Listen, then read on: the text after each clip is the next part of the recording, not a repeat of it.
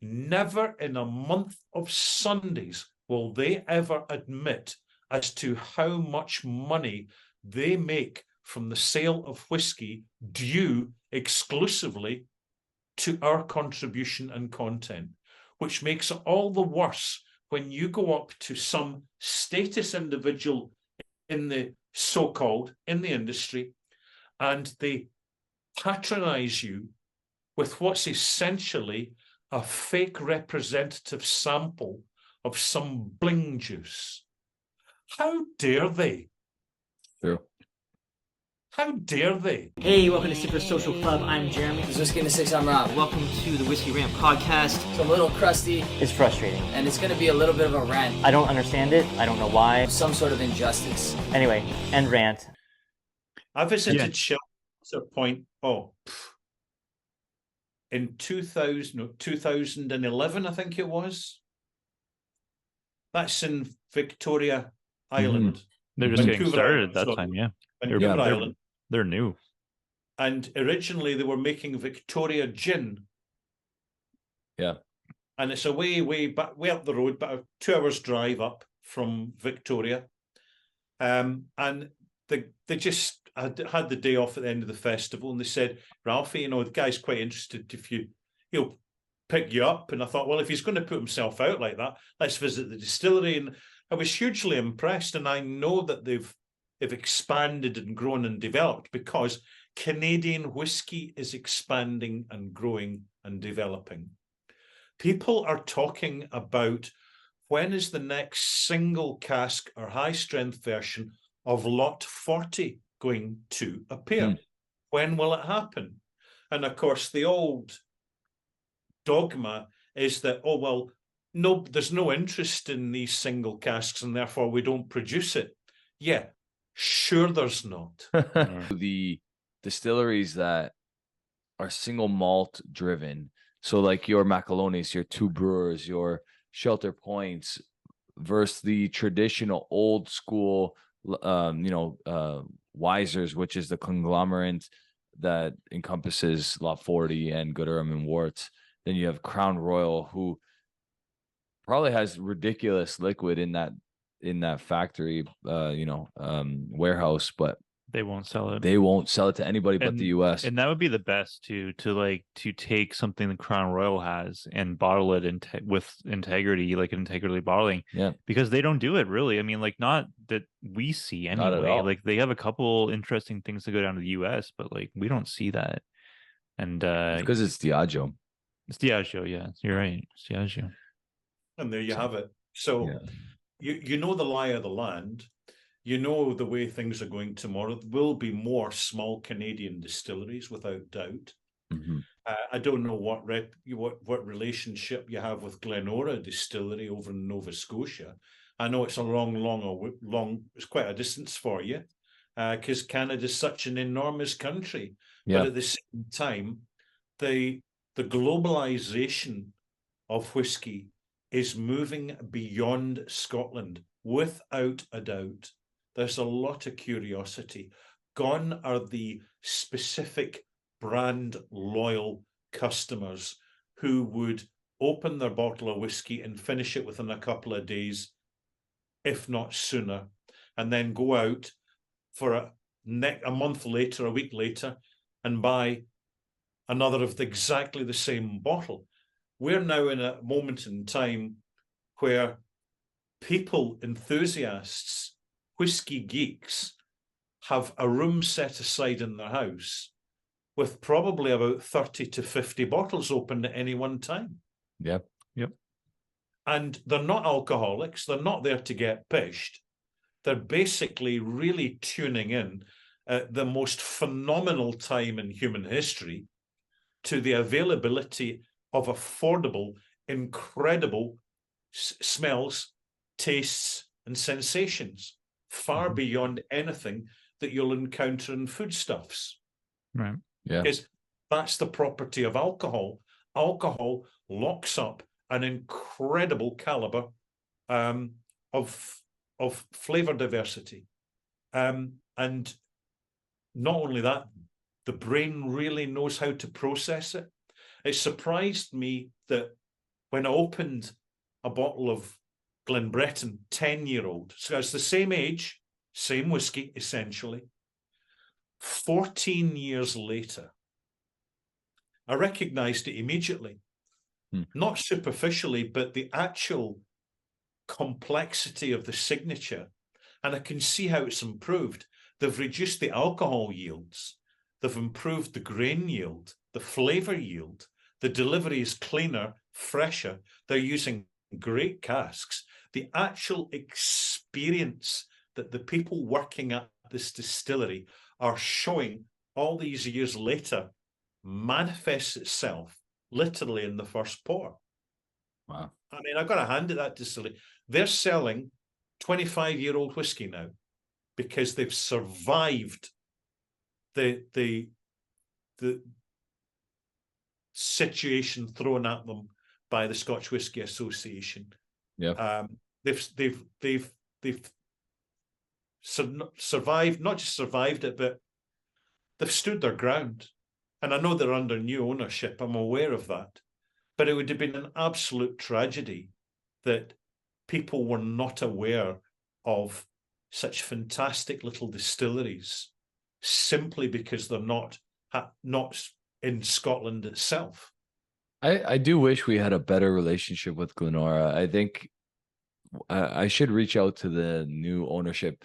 Earlier, we were in talks of, I was just trying to actually purchase a few bottles from them because a lot of their stuff they keep distillery only. So it's very hard to get their stuff here. The way regulations work in Ontario, it's just a nightmare. But they do have some very intriguing things, and they're using casks that I believe all Canadian companies should be using, which is ice wine casks, because that's something that we have in excess because we produce it here. Absolutely. And you've said it yourself. This is part of the authenticity and uniqueness of Canadian whiskey. And yet, if you're in Scotland and you talk about how great Canadian whiskey is, if you're selective about what you buy, then they'll come back with but they put orange juice in their whiskey. This is the 11% rule. And 9.09, 9.09. Thank you very much. This 9.09% rule, that should never even exist. It has to go. It has to go. The stipulation is you can't use it in single malt if you're going to call it single malt. Is that really? Yeah. Okay. So you can't use it in single malt if you're going to call it single malt. At least there's that.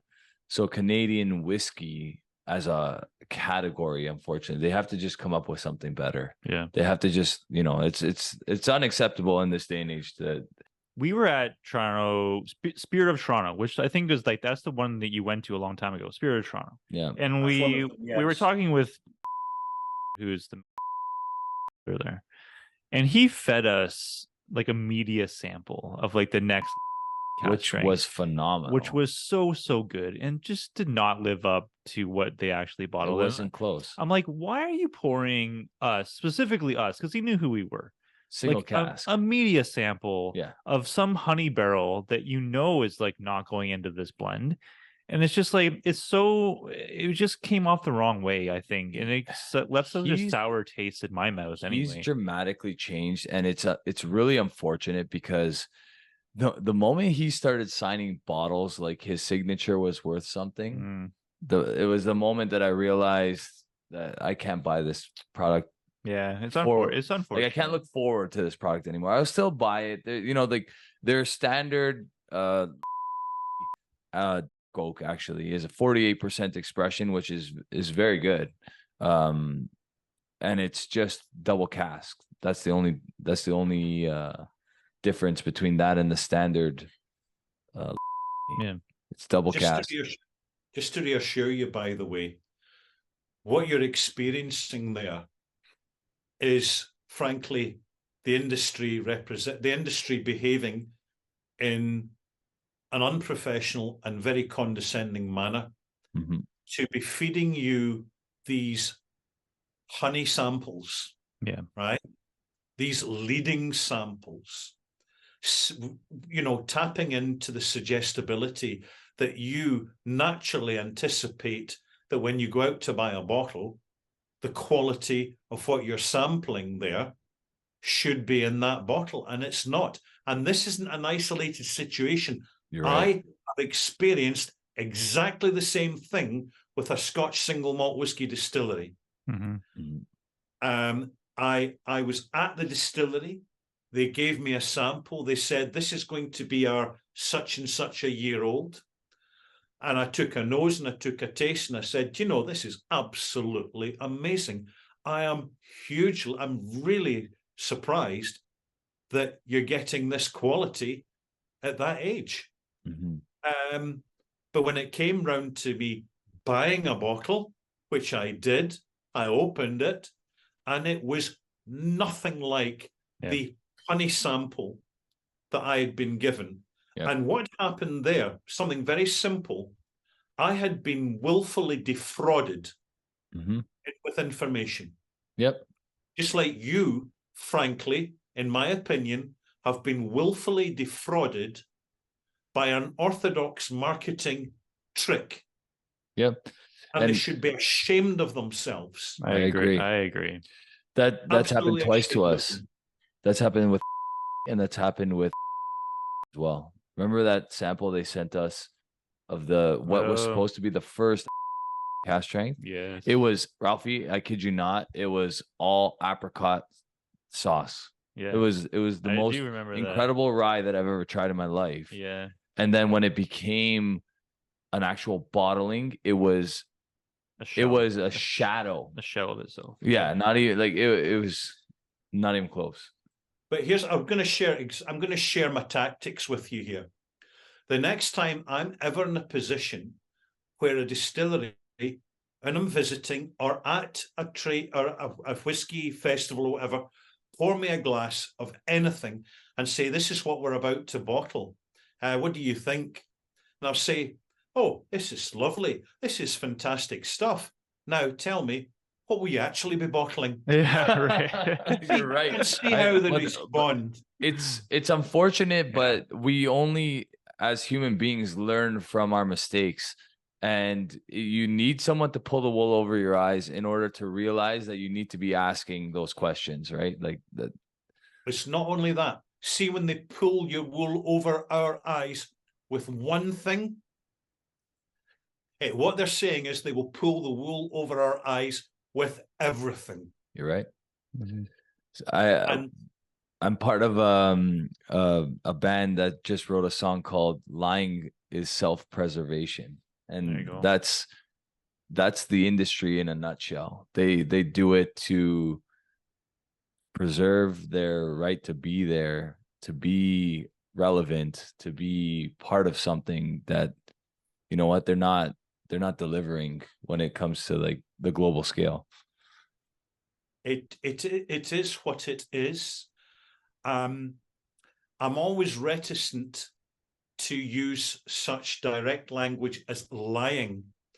I would call it them being economical with the truth. Yeah. Right? And the thing is, it's just as impactful a phrase and point of reference. There is definitely a culture within all whiskey industries where people in certain positions look down their noses at the enthusiasts and actually fail to realize and acknowledge just how influential collectively the enthusiasts are, not just now, but in the future, as to they will vote, enthusiasts will vote with their feet and vote with the money in their wallets. And we could be discussing for another hour the situations we've witnessed within our respective whiskey industries, where arrogant, entitled, conceited, ignorant, small-minded, overly narrowly focused representatives have given us a virtual pat in the head and told us we're such good little fellows for being enthusiasts and not to bother them with difficult questions, but just to stand there and worship them as they sign yet another bottle, which no doubt the flippers will start flipping. And if they don't, they might well put a bottle in themselves and make sure they do their own flipping. I'm sure they do. You know, it's funny because meeting Richard Urquhart from Gordon MacPhail, Ben Romick, and then meeting from doesn't own a piece of that conglomerate. He's the master distiller. Right.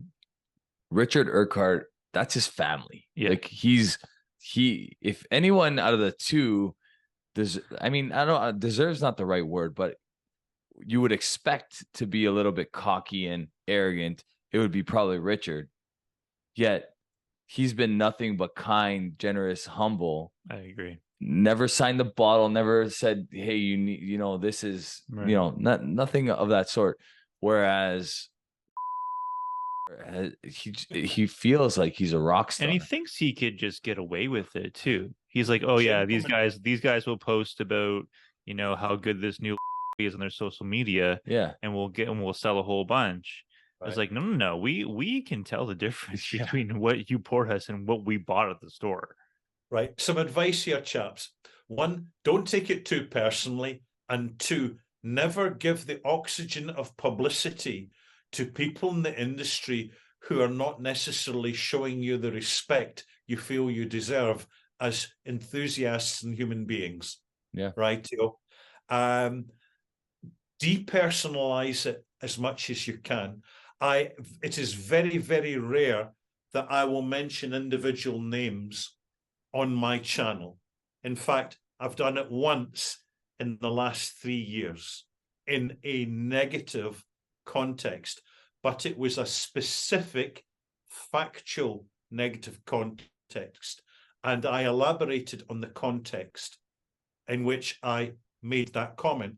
And I know fine well that comment got back to the person whom it was about, and they weren't too pleased about it. Well, so sad, too bad, never mind. Yeah. It's delivered in context.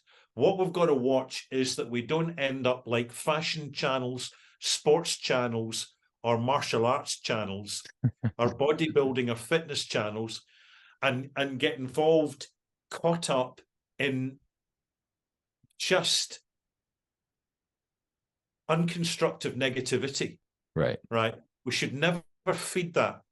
And I tell you, you're going to love this. In all of us, 2 wolves reside: the good wolf and the bad wolf. The one you feed. The one you feed is the one that wins. That's right. I love that line. I've heard this before.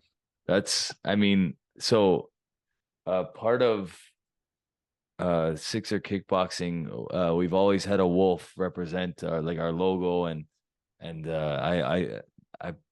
I've probably said something along the lines of that quote, paraphrased, dozens of times over the last few years. Yeah, really good. It's really good that we live in an age where, purely due to technology, we have these phenomenal opportunities to manifest our own little hobbies into something so much more. Because for the 3 of us, where would we be if the internet didn't exist? I'd be a school teacher. I'd be a school teacher. That's pretty much it. I would have more money in my pocket, probably. Yeah, maybe that. Yeah, you might have more money in your pocket, Jeremy, but what about the value of that money, the transferable value into the unique experiences that you've enjoyed over the years, having consumed some fabulous stuff?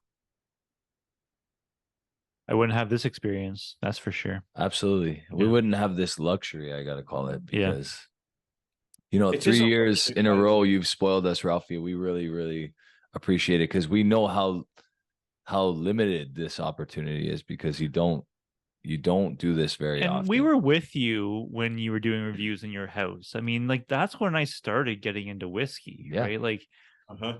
that, that Glen Breton review was I remember watching that. I remember watching that. I know as I well. remember the cabinet behind you. I remember you like pressing play and then walking around and sitting down. Like I remember that stuff. I remember ignorantly like requesting bottles to be right? reviewed. Like and Just, the like, knowledge that Yeah. we have absorbed just from your videos you can't replace that. And like you can pay for it, but it's going to cost you a lot of money and you won't get the same result. It takes, but look how many years. I mean, this is my 8th year. It's going to be doing Whiskey in the Six. Yeah.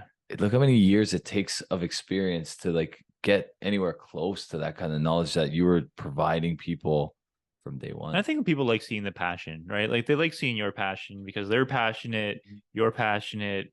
And it's like that connection, I think, that really kind of leads to just like online whiskey reviews and any reviews, really like stuff that you're interested in. It's really worth the time of consuming, I would say. It's something that I really noticed after I'd finished writing my first book, Search for a Whiskey Bothy, in which basically an autobiography of my first experience with alcohol as a 4-year-old, raiding my dad's drink cabinet and taking a liking for Kahlua. But there was something about that moment that's never, ever left me. It's almost as if the fates had decided, listen, sonny boy, this experience, sneaking into the guest's room of your house, unlocking the cabinet of curiosities and having tiny tastes from each of these bottles, someday that's going to be useful to you. And then the kind of progress to going into a local bar in Glasgow, and it just so happens to be that most of the folk there work in the whiskey industry, whether they're cleaners or working in an office or doing tours or driving lorries. And of course, I met a cooper there. And of course, then they give me these wee samples to give her out cash because they get holiday money, because that's what you did in these days back in the 1980s. And it's been a phenomenal journey, but importantly, the opportunity to share that journey. It means that other people coming after me and coming after you have this archive online wherever they are in the world, that all they need to do is want to access it, and they can access it, and they will learn and discover about spirits at 5 times the speed that we have. And some of these people will be working in the whiskey industry, and they'll get up to quite senior positions in the whiskey industry. And we've been part of their journey. They become part of our journey. And it's the technology which has been the one critical thing that changes it all. And see, with my 3 books, they're all self-published, right? And what I did was I tried a few book agents, food and drinks, I got a couple of replies. Nobody was interested. Clearly the wrong sort. Not the right. Doesn't have a degree in English literature. Right. Doesn't move in their certain literary circles to justify having a contract. They did me a favour. And it's Amazon that did it. Amazon are behind this, huge behemoth. But they literally let you write your book on your computer, you hire an editor online, you hire a book cover designer online, and then you upload the files, and then literally it's print on demand. Okay, so by order. And Yeah. That's the best way And to what do it. happens is suddenly you're your own publishing company. Yeah. It's such a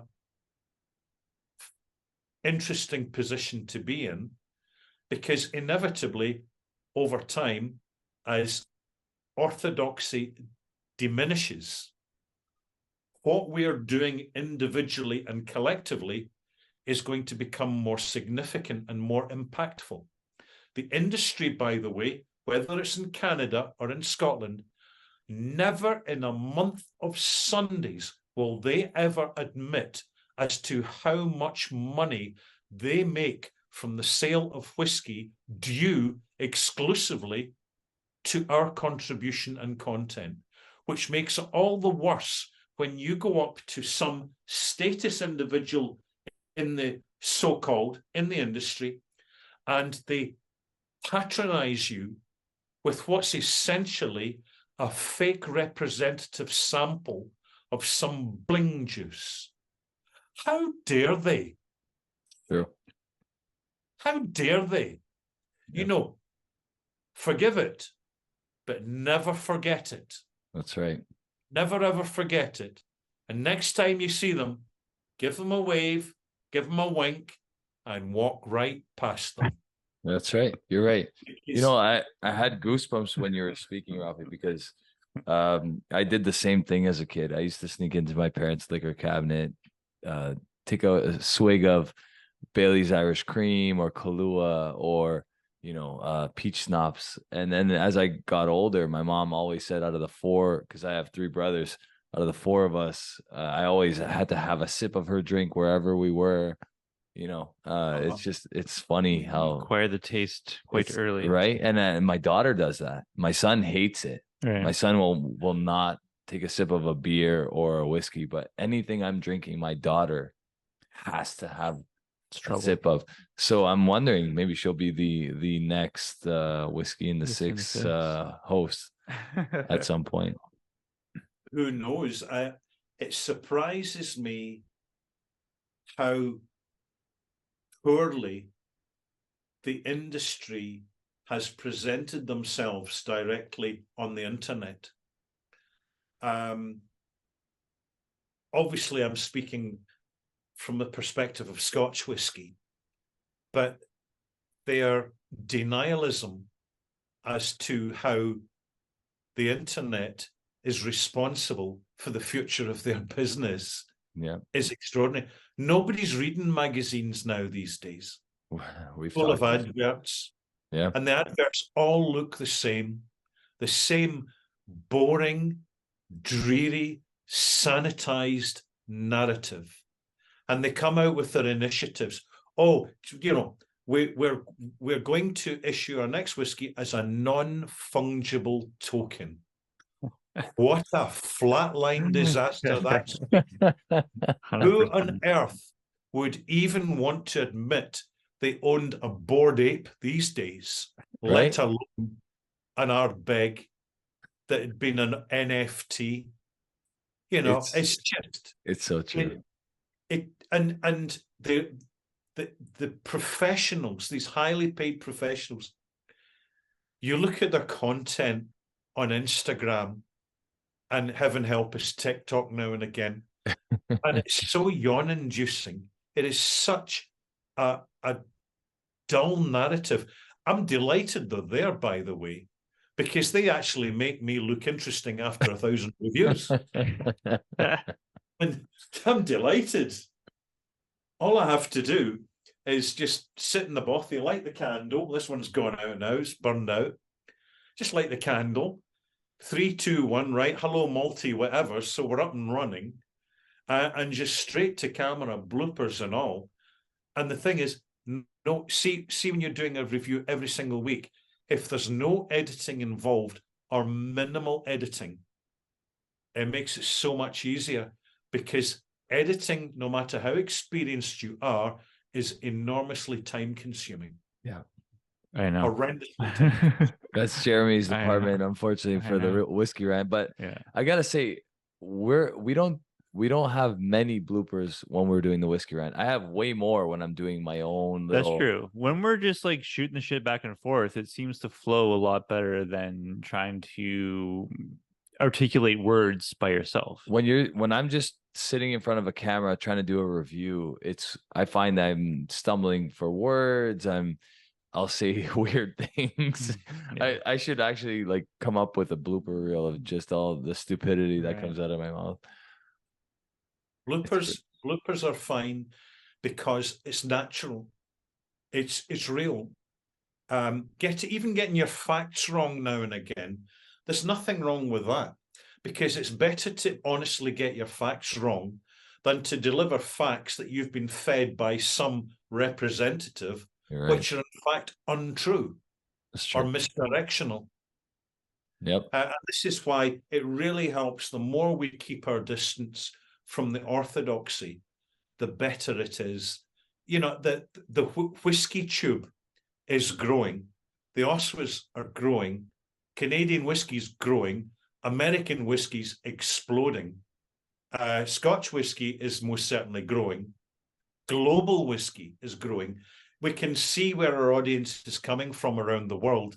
All the surge of interest from India, because, well, you know, if you're going to review an Indian whiskey, they genuinely appreciate it. And I generally appreciate reviewing. I reviewed Indri. I'll be reviewing Rampur shortly, because it's genuinely, in its own right, a great whiskey that has the form of a rum, right? Because it's hot climate whiskey. And it's got its own signature. It's got its own sensation, mixes, combinations, and flavor range. And you get the rose apple, you get the rose otto, you get these kind of green vegetal notes in it. It's just fascinating. And you asked earlier, Jeremy, what keeps you going after 1,000 reviews? And it's just the fact that there's so many bottles out there to keep us all going, right? Should we be interested? And I doubt that any of us are going to hang up our socks anytime soon and become teetotal. And I doubt any of us are going to experience serious alcohol problems, because if we were, it would have happened by now, because Absolutely. we are surrounded by the best of the best. Yeah, I mean, that's your cold.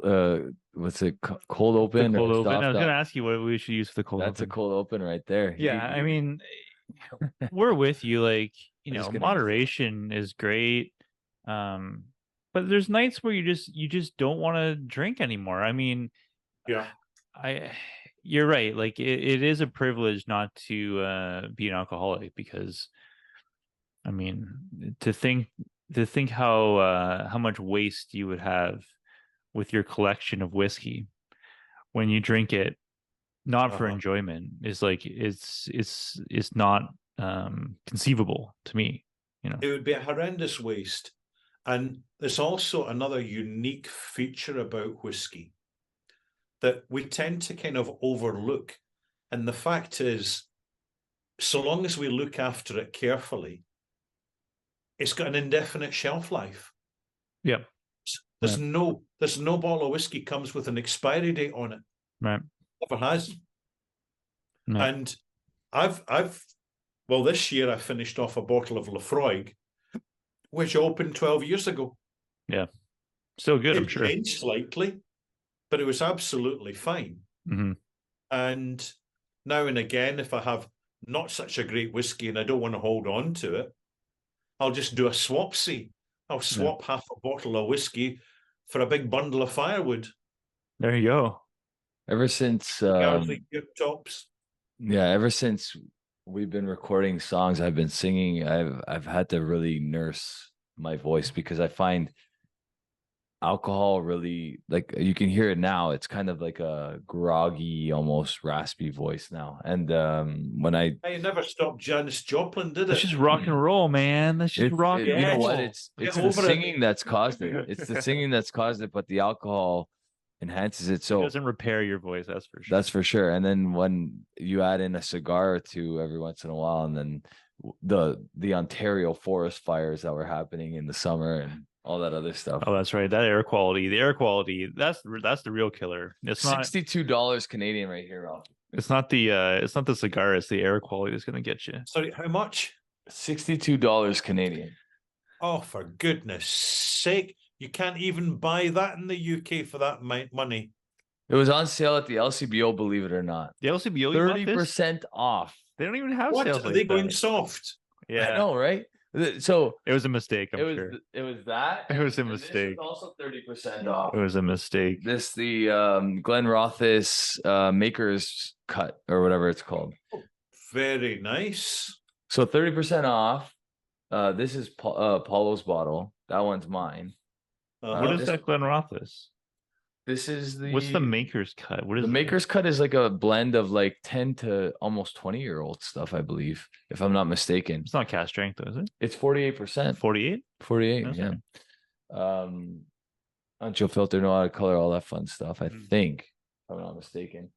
This one here was $62. Is this a brand new Peat Monster? This is the 2022. This is more mild than the other previous ones. You could just smell it. So Lafroig heavy. It's not as grungy as it used to be, in my opinion. Maybe because I've had a lot of that cast strength Aaron, but It's the toothpaste peat. this is Kila heavy. You think this is Kila heavy? Yeah, I feel like, okay, maybe you're right. this is Kila heavy. You could be right, actually. That does taste a little bit like Kila. The finish. It's nice You though. want my opinion? Yeah, You Absolutely. want me to make the decision? Being the yeah. Go third, ahead. third party here, Yeah. Kalila. Kila. Yeah. I think you might be But right. when is a Kalila not a Kalila? When the Kalila's been matured in a Lafroig cask, it happens.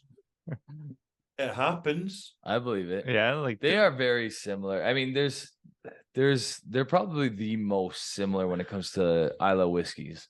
like when in doubt, if you're drinking a peated blended malt, You think it's Kalila because like it has to be Kila. because Diageo Kalila giving it away. Kila just they just make enough to put it in all these blends. Yeah, I mean, Lafroig gives out a lot as well, I think, and I do believe that Compass Box has a lot of Lafroig. I wouldn't be surprised. Actually, let's find out right now. I'm pretty sure that this has both, but you might be right. It's probably predominantly Kila. What else do they put in this? They put some other kind of cool stuff in here, right? Yeah, When blending, when you're doing your own blending, you find that a little bit of Lafroig added to another bottle will show itself up very, very quickly because it is so specific. Mm-hmm. yeah. It's such a particular flavor profile. It's when you're blending using Lafroig, you've got to use the absolute a lot less than you think you need. Yeah, that's definitely true. And you're right though. Compass Box uses so much Kalila. They use a lot of Kila, Yeah, a lot of it's Klein almost Niche. 50% Kalila. It's 46% Kalila. No, it's more than that. It's 50% Kalila. No, it's pretty much. It's 35% Lafroig. It's Okay. 35% Lafroig, and the rest is Kalila. No, there's 1% Highland malt in there. Right. Yeah. So, but the Lafroig is the youngest of the batch. It's 1, 2, 3, For 4, $65, 5, you 6, can't go 7-year-old wrong with this. This is really nice. 7-year-old Lafroig. 1, 2, 3, 4. Yeah. This is really nice.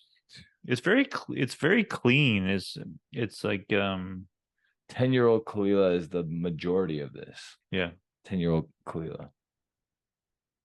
Mhm. Have you? I didn't know this, but if you look at the rings, I don't know if it's gonna focus.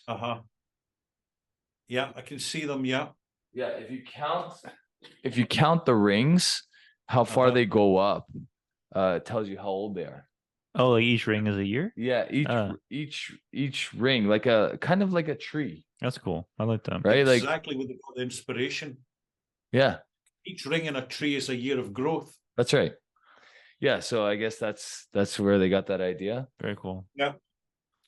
Yeah. I don't know why I just made that connection right now, but Yeah, you think we should have realized that before? you would We've think, had yeah. enough compass box to figure it out. Yeah. If I would have presented that in front of my students, they'd be like, "Oh, I get this. It's because the ring's on a tree."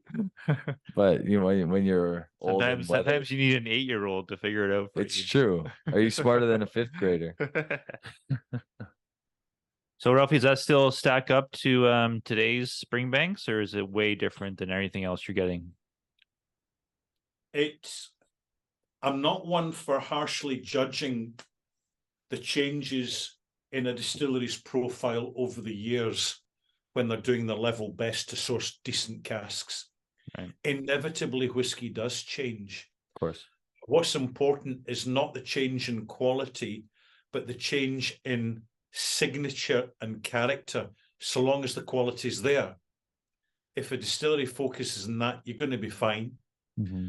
I think that, I'm really made up for Springbank because they're very much ostracized from the rest of the whiskey industry. They're not members of the Scotch Whisky Association.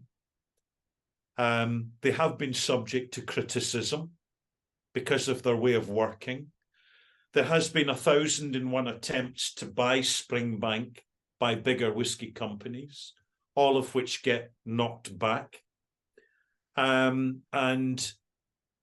recently, the doyen, the patriarch of Springbank, Headley Wright, his name, passed away.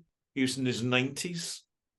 But before he left the planet, he made sure that there was a triple locking system in place of committees to ensure that Springbank remains independent as a distillery, doing things the old school way. And I totally endorse Springbank, always have, because for Scotch whisky to hold on to its reputation, it needs to be distilleries producing best in class according to the resources. Because the more you have a corporate multinational producing whiskey vodka and relying on branding, the more you can simply remove the badge Scotch whisky and call it whiskyfromanywhere.com.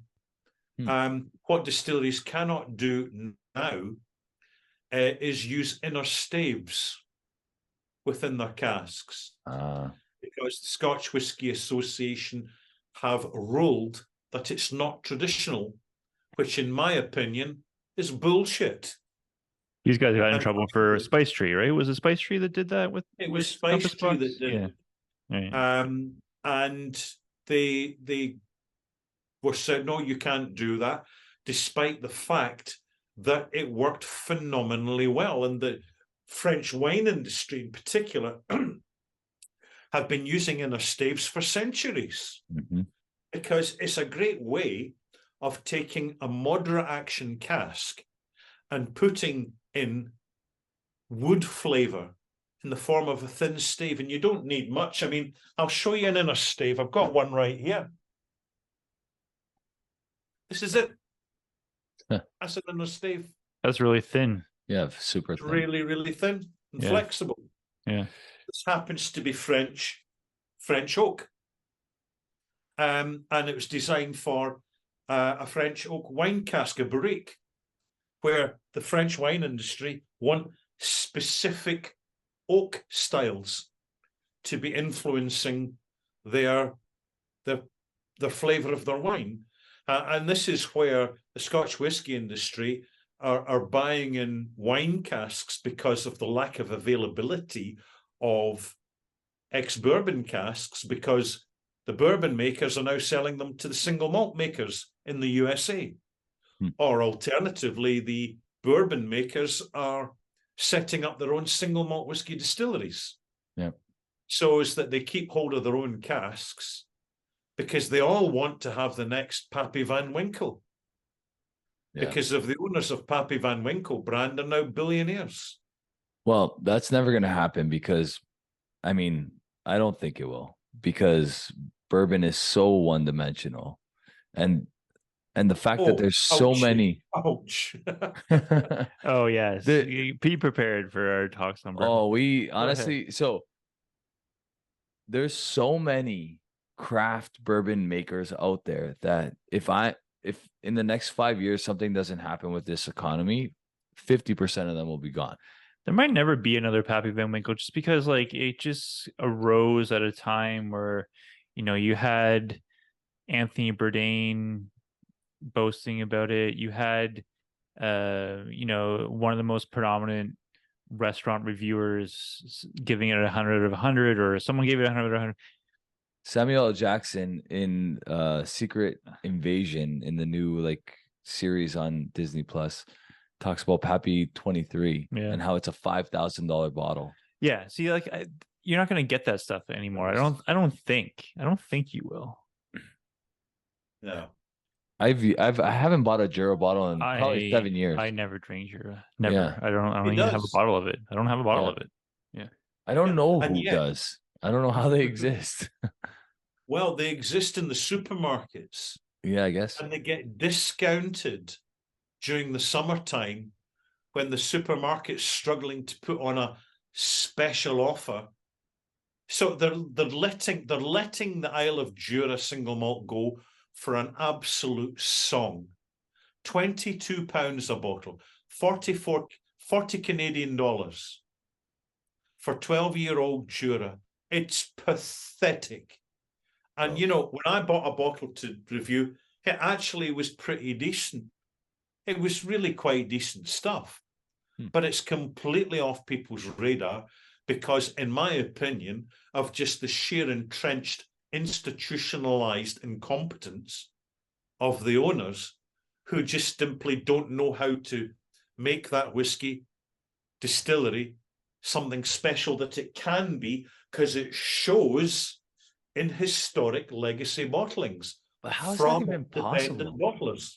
How's that even possible that distilleries like this still exist? I don't get it. It doesn't make sense to me, because it seems so logical to just do it the right way and get it done properly. Well, there's markets that appeal to bottling a certain way. But are there still is there like how many new drinkers are there regularly on like? Well, I mean, we talked about Ben Romick before at 43% and chill filtered, right? But like, think about the markets that a lot of people buy that kind of whiskey in, right? Like, there's so many markets that people pour whiskey into a tumbler and put a couple cubes of ice in, and if they see it go cloudy, they're like, the whiskey isn't good. There's still that exists. Yeah, no, you're right. It does exist. Well, we're told that exists, but you will never ever find anyone, because I've asked, that said, I didn't want the whiskey because it went cloudy. This has been manufactured. This is manufactured historical legend from within the whiskey industry. And I'm going to give you an opinion, gentlemen, as to why they chill filter. Because in chill filtering, they remove the haze from the whiskey. The proteins, the long chain amino acids, the vegetable oils from the barley grain itself. They remove the mouthfeel, because when you remove the mouthfeel and some of the flavour through filtering from a bad whiskey, it tastes less bad. It's a way of dumbing down the delivery of the product when you have a bad whiskey. Bad whiskies always show themselves in the finish. That's the weakest point of any whiskey. Mm-hmm. And when you chill filter, you remove the impact of the finish of the whiskey. And in bars, the reason the bar professionals very rarely want to serve you a straight whiskey unless you're in a proper whiskey bar. They want to give you the tumbler. They want to give you the ice. They want to give you the whiskey cocktail for a simple reason. You'll spend higher, you'll drink faster, and you'll order more. Yeah. It's all about the money. That's true. You will drink that faster. 100%. Yeah. It's the typical pour and play. Yeah. Yeah, because it's more palatable, right? You can Yeah. you can drink a cold whiskey faster than you can drink a room temperature whiskey. Absolutely. When This you is- drink a room temperature I'm whiskey, thoroughly impressed in this whiskey right here. Like I actually haven't had a peat monster, and for $62, I wish it was I available. think at that I price. think I got like a really old one on the shelf. I should bring it by and we can We'll compare. do a old versus new. Yeah, it's one of the first ones that ever came out. The nice part about the rant, Ralphie, is that we don't technically have to review anything if we don't want to. We just kind of yap about whiskey related things. Yeah. Um, Ralphie, thank you so much again. it's been a blast. Yeah, it's such an honor for us. So always great talking to you. wonderful. You're very welcome. Thanks for inviting me on. The invitation is open, so anytime you ever feel like jumping on, you just let us know. And Yeah, good luck on with the Oswas. I hope they go well. Got lots of viewers and 100% you guys will. excited to watch it. No doubt in my mind. They're going to go well. I can't say very much about it. I can't give any spoilers or anything that looks like a spoiler, because that's the landscape. But it's going to be a great moment to lock the door, turn down the lights, put on the Oswas, and pour a wee flight of drams if you're a whiskey enthusiast, because it's going to be the third one. And at this point, it's pretty well established now. I'm enormously proud of it, as is Roy. And it's been a great way, actually, of just connecting and bringing together the diverse online whiskey community with something positive that everybody can relate to. Yep. Very nice. Hi, Ralphie. All right, Appreciate it. Take care. Thank you very much. Cheers. Take care. I'm leaving you. Good night. Bye.